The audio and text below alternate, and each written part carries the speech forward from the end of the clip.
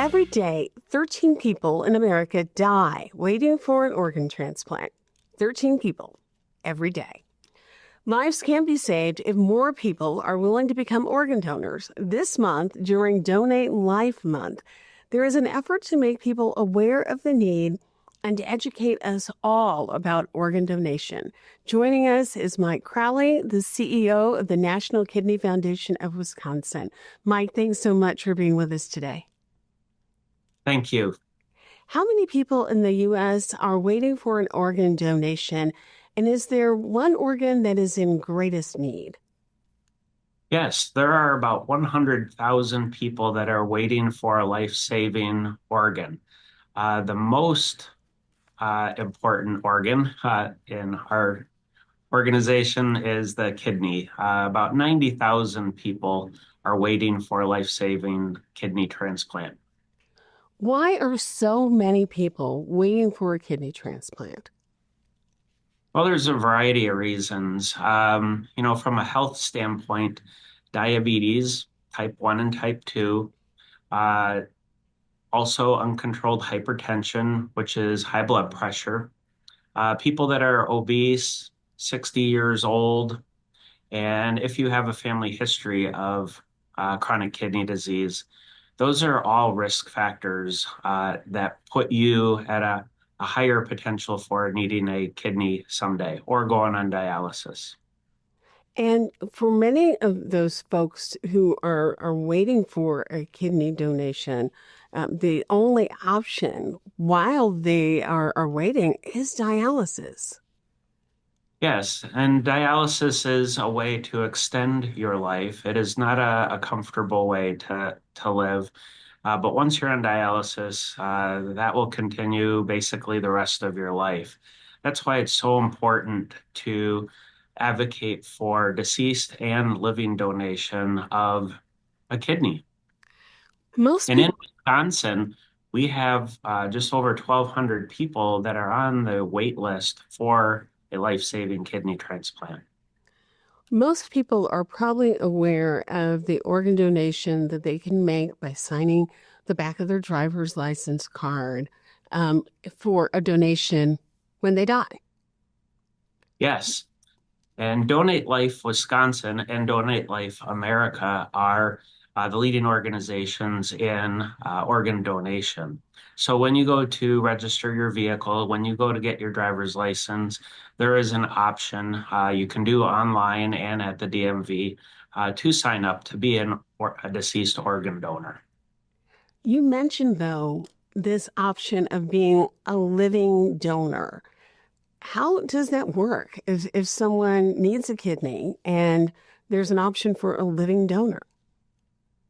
Yes, so living donors are few and far between, and we're working hard to educate the community, educate our constituents around the state of Wisconsin that being an altruistic living kidney donor is something that can be very exciting. It is a very personal decision, but being a living donor, that organ donation, that kidney can last 15, 20, 25 years versus a deceased kidney donation could be 5 to 10 years. So it's really important that we educate the community about living donation, and it is very exciting. There's a lot more I can share on that too. Well, tell us how that works because we have two kidneys. Do we really only need one kidney if we're in good health and the other kidney is in good shape?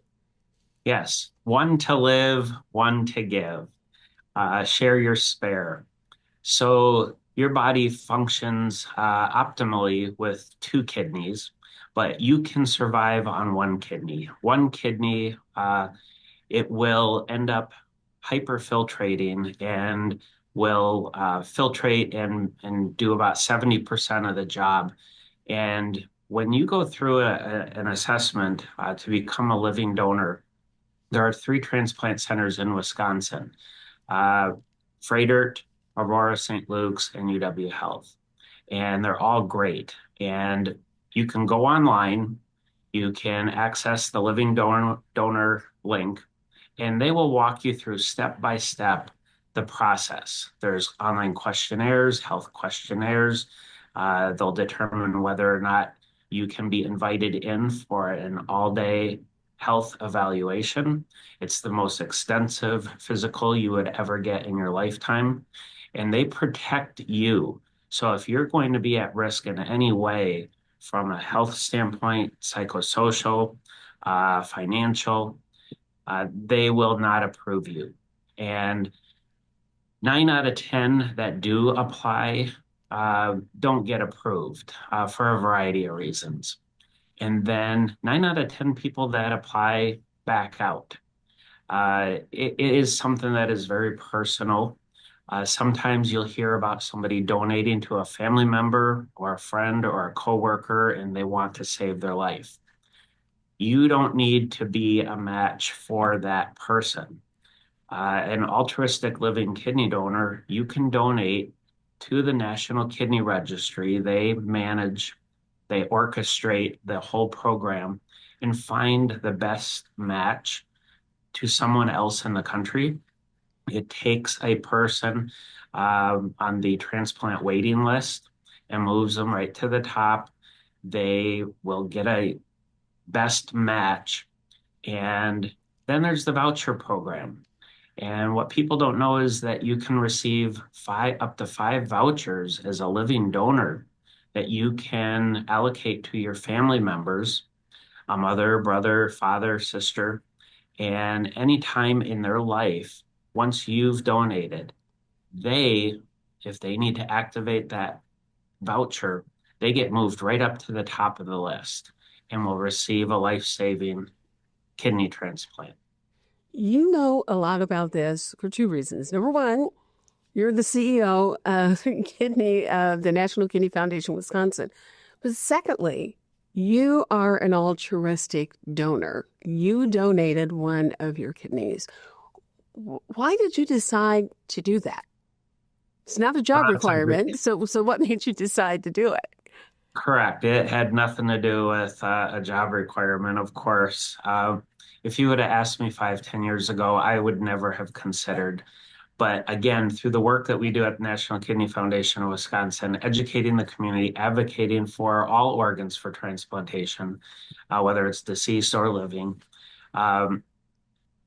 I was personally struck by visiting 3 dialysis clinics in a day, handing out care bags, and I saw the difficulty that those patients are going through, that they're waiting for a life-saving kidney transplant, and they're most likely not going to get one. And it's just not a good way to spend the rest of your life. They do a great job at dialysis clinics, but it is just such a difficult way to live. So the best option is to receive a life-saving kidney transplant. I was emotionally struck by that, and I thought, you know what? If I'm healthy enough to give a kidney, why wouldn't I do it? So when I turned 60 years old last August, I decided I wanted to do something big, impactful, meaningful, make a mark on humanity with my life and help someone else in a very direct way. Besides giving blood, I've given 9 gallons of blood through the years.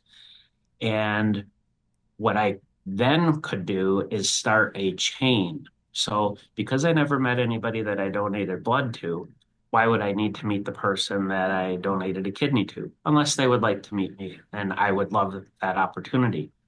So I can start a chain. So through the Paired Kidney Exchange Program, as being an altruistic living kidney donor, I donated a kidney through the National Kidney Registry. They found the best match, and I donated to that person. That person had a donor that was not a match. That person donated altruistically to somebody else, and so on and so on and so on, to where the chain became 4 people. So my donation saved 4 lives. Mike, it's just an absolutely remarkable story. And especially during this month, it really brings home to us the important work that you all are doing and the difference we can make for people who are waiting for an organ donation. Thank you so much for being with us. Thank you. For more information, visit kidneywi.org. That's it for this week. Enjoy the week ahead and keep your fingers crossed that this really is spring. We'll see you next week.